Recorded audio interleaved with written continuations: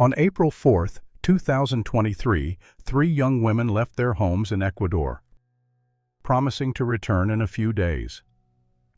Juliana Masias, Denisa Reina, and Naeli Tapia said goodbye to their families in Santo Domingo and set out for the beach town of Same, in Esmeraldas province, about 4 hours away. The trip was spontaneous and lightly planned, driven by nothing more than the wish to spend a few days resting with friends. No one imagined that before they even reached their destination, the getaway would turn into a nightmare. For several hours, the women did not contact their loved ones. The next day, nothing changed. On April 7th, after the families had already reported them missing to the police, terrible news arrived. Fishermen discovered the bodies of the young women on the riverbank. The circumstances left little doubt. Juliana, Denisa, and Naeli had been killed. All three were from Santo Domingo, a city in western Ecuador. For many years they shared a strong friendship, the kind that could withstand any test. Even in the hardest moments, they supported one another and made plans for the future. Juliana Masias was 21. She always stood out for her academic success. In school, she was often chosen to carry the flag, and after graduating, she earned a transportation technician diploma from the Tzachila Higher Institute, where she was recognized as one of the best graduates. Her teachers remembered her as a brilliant, responsible, and compassionate young woman, always ready to help others. From an early age, Juliana understood she would need to work hard to make her dreams real and to build a stable future.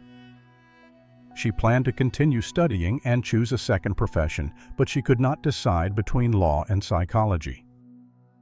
Both fields drew her deeply because she dreamed of helping people through her work.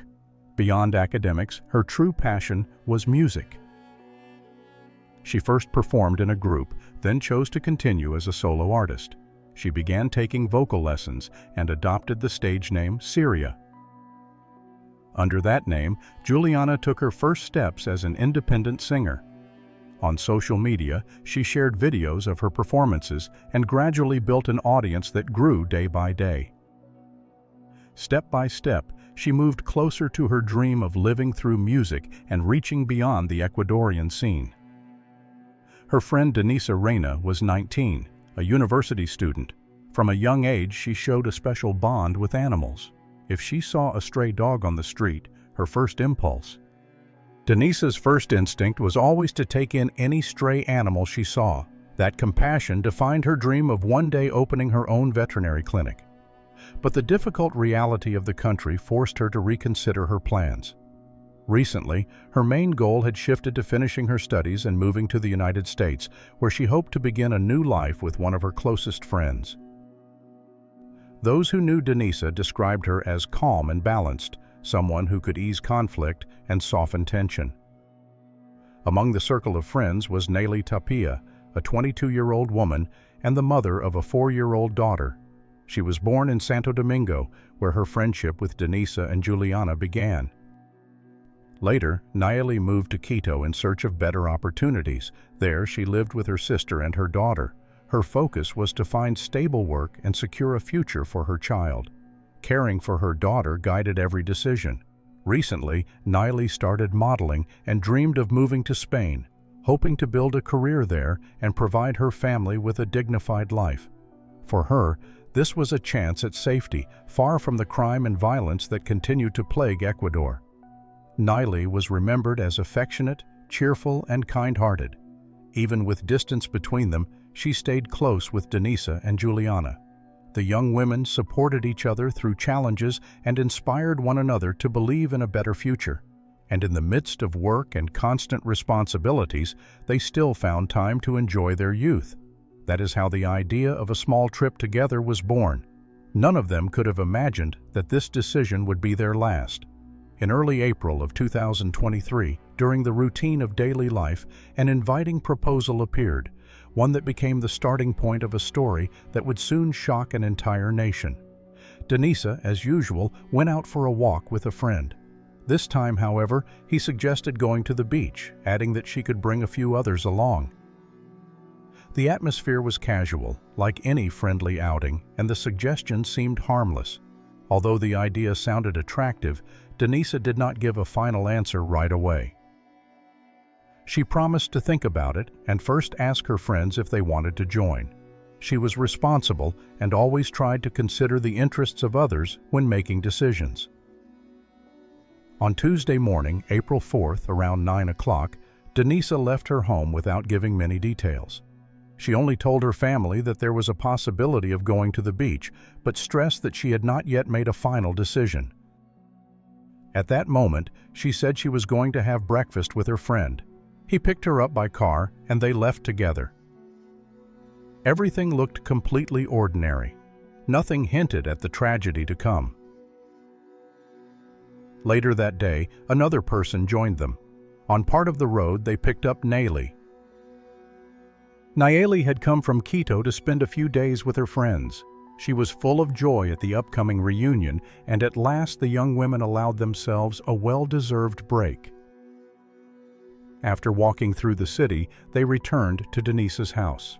By that time, the decision had been made. They agreed to accept the invitation for the trip. The young women told Denisa's parents that they would spend a few days at the Casablanca Hotel, a tourist spot in Esmeraldas province, along with other friends. That same evening, they left the house again. The same friend they had been with in the morning came to pick them up. Then they collected Juliana, and finally the group set off for the beach. The excitement of the adventure filled them with happiness. It seemed like this would be a trip they would remember forever. But unfortunately, that feeling did not last long. The journey, which should have taken about 4 hours, was cut short halfway. On the road, something disturbing happened. It shifted the light-hearted atmosphere and marked a turning point in their fate. While texting with a friend, Denisa suddenly sent a strange message.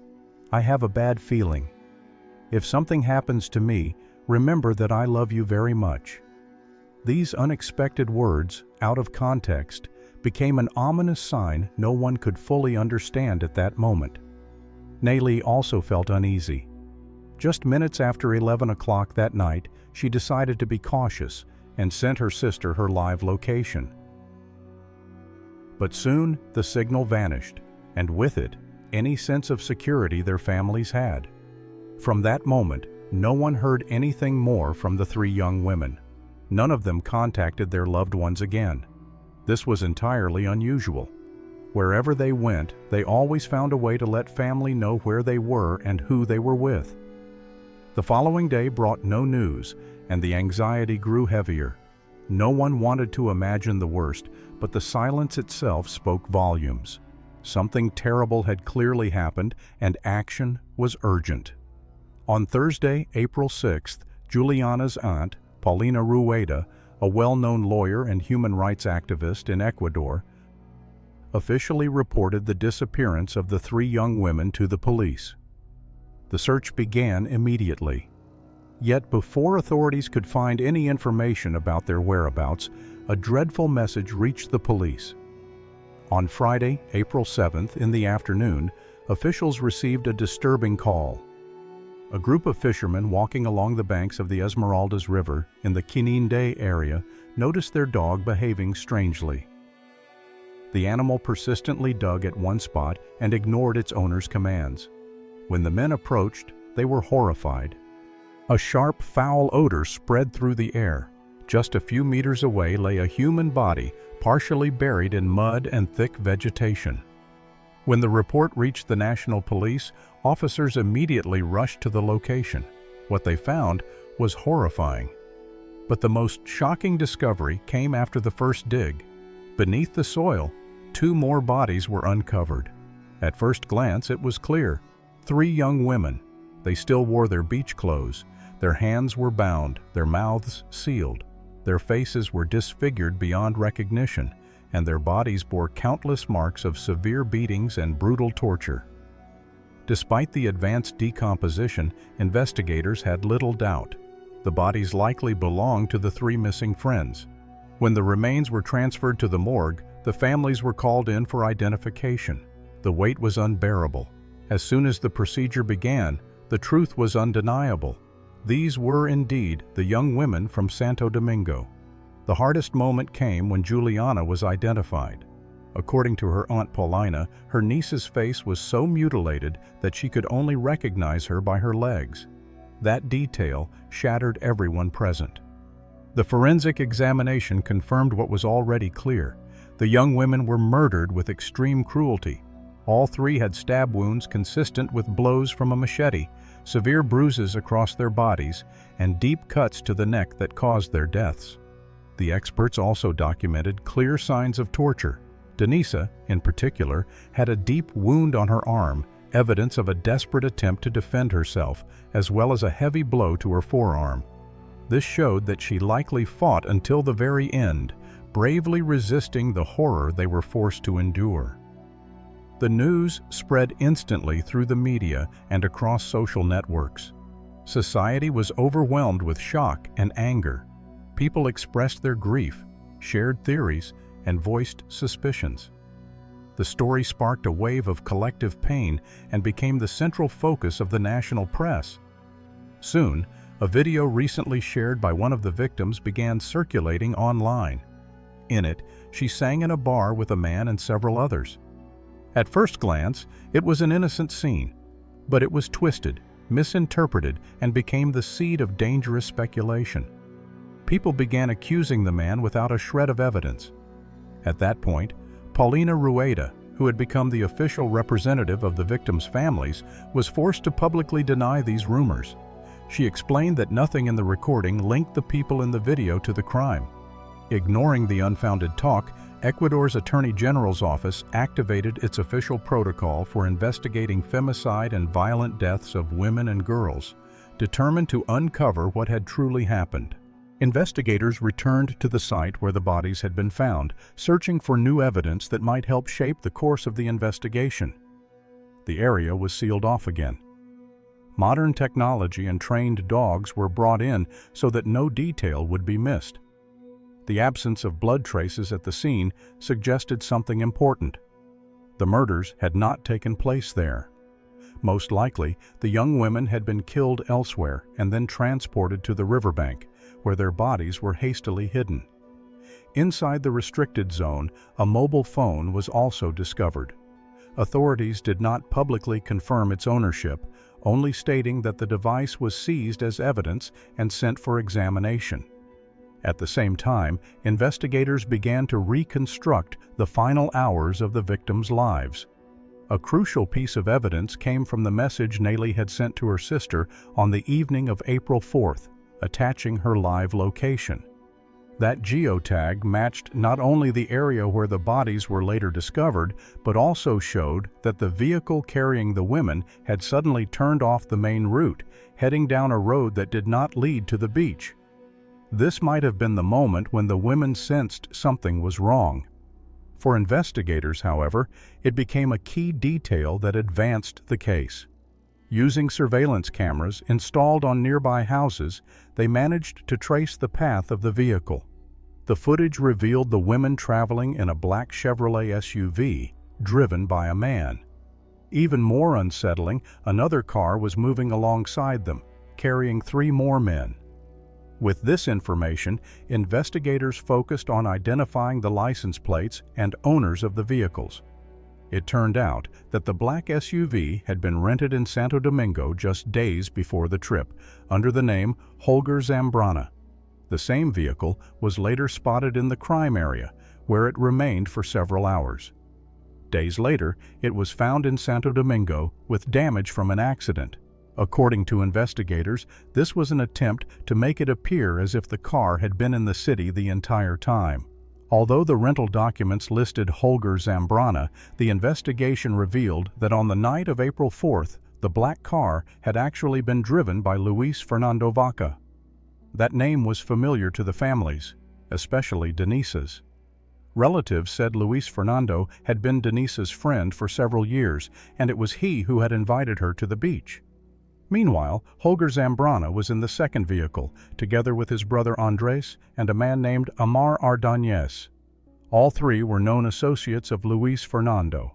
Juliana's aunt, Paulina Rueda, offered her own version of events. In her view, the motive for the murders may have been a violent dispute, likely after the young women refused to engage in intimate relations with the men. Other relatives, however, believed differently. They suspected it had been a premeditated triple murder. As proof, they pointed to the size of the pit where the bodies were later buried. It was far too large, they argued, to have been dug spontaneously at the scene. In addition, they believed the attackers might have used acid to damage the victims' faces and make identification more difficult. But investigators dismissed that theory. Experts found no evidence of chemical substances. Despite the lack of official details released, everything suggested that Paulina Rueda's version was closest to the truth. During the forensic examination of the rented vehicle, investigators discovered traces of blood and one of Denisa's fingernails, proof that she had fought desperately to defend herself. These findings confirmed the suspicion and made the four men the prime suspects in the triple murder. While families mourned their loss, authorities worked to track down those responsible. With solid evidence in hand, Ecuador's Attorney General secured arrest warrants. On May 29th, brothers Andres and Holger Zambrana were captured at the border with Peru as they attempted to flee the country. Their escape failed, and they were arrested on the spot. But the fate of Luis Fernando Vaca, the driver of the vehicle carrying the victims, took an unexpected turn. In July of that same year, his body was found in Chimborazo province. The man had been killed and dismembered. According to forensic experts, his death occurred back in April, only a few days after the murder of the three friends. The discovery of Luis Fernando Vaca's body sparked a new wave of debate.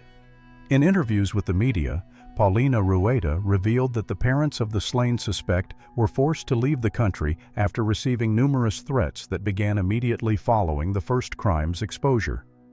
According to the family, they believed their son was killed because he intended to tell the truth about what happened on the night of April 4th. But before he could do so, he was silenced, to prevent revelations and to shield the real perpetrators. As a new investigation began, authorities continued searching for Amar Ardañez, who was still on the run. He was not captured until November of 2023. The fourth suspect turned out to be linked to the criminal organization Los Lobos and had prior convictions for possession and illegal carrying of firearms. With all suspects now behind bars, new controversies arose. At first, Ecuador's Attorney General charged the three detained men with femicide, but later, the charges were reduced to homicide. The office explained this by claiming that the collected evidence did not meet the requirements for femicide, since there was no romantic or family connection between the victims and the attackers.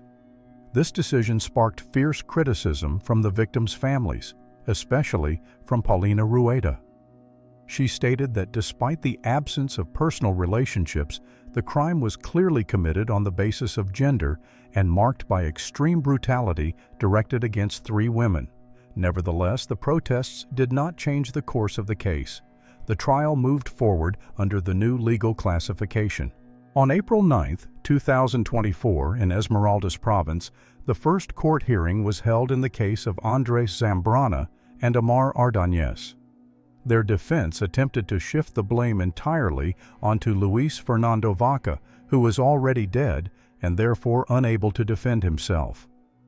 Meanwhile, Holger Zambrana was released. His attorneys managed to prove that he had not been present at the crime scene, even though the vehicle used to transport the victims had been rented in his name. In court, the prosecution presented a wide array of evidence: autopsy reports, expert findings, testimony from rental car employees, and eyewitness statements identifying one of the accused with one of the young women. These documents and testimonies played a decisive role in sustaining the charges and securing a verdict that would go down in Ecuador's legal history. On May 17, 2024, the court found Andres Zambrana and Amar Ardañez guilty of murdering Denisa Reina, Naeli Tapia, and Juliana Masias, sentencing them to 34 years and 8 months in prison. In addition, the court ordered them to pay $300,000 in compensation and an additional fine of $613,000 to the victims' families. For the families, the verdict brought a measure of relief after a year filled with pain, fear, and the relentless struggle for justice. But even this ruling could not erase the tragedy's impact on those who loved and lost the three young women. Throughout the trial, Naeli's family received threats through social media. Unknown individuals tried to silence them and stop their public protests. A relative of Denisa confessed she no longer felt safe walking the streets of Santo Domingo and would only feel at peace once she left the country. Paulina Rueda, Juliana's aunt, was no stranger to intimidation. As a lawyer and women's rights advocate, she had faced threats before. But after her niece's murder, the harassment became even more severe. Even during the online hearings, Paulina admitted she constantly felt watched. She openly stated, "If something happens to me, those responsible will be the same men accused of murdering the three young women." Her fears were not unfounded. Just months after the tragedy, Paulina's son was killed, and in November of 2024, she herself became the victim of an abduction. Her disappearance was reported on November 14th. For more than a day, she could not be reached, prompting police to launch a massive operation that did not stop until she was found alive. 2 days later, Paulina was discovered in the Tasagua canton of Manabí province. She was immediately taken to a medical center where doctors confirmed her condition was stable. She later returned to her family in Santo Domingo. Despite speculation, the true cause of her disappearance was never revealed. The tragedy that claimed the lives of Juliana, Denisa, and Naeli, and the heavy consequences their families endured afterward, became a stark reflection of the atmosphere of fear and insecurity in which thousands of Ecuadorian families live. Friends, what do you think about this story? Share your thoughts in the comments, and don't forget to subscribe to my YouTube channel, Dark Criminal Files. All the links are in the description below. This is not goodbye.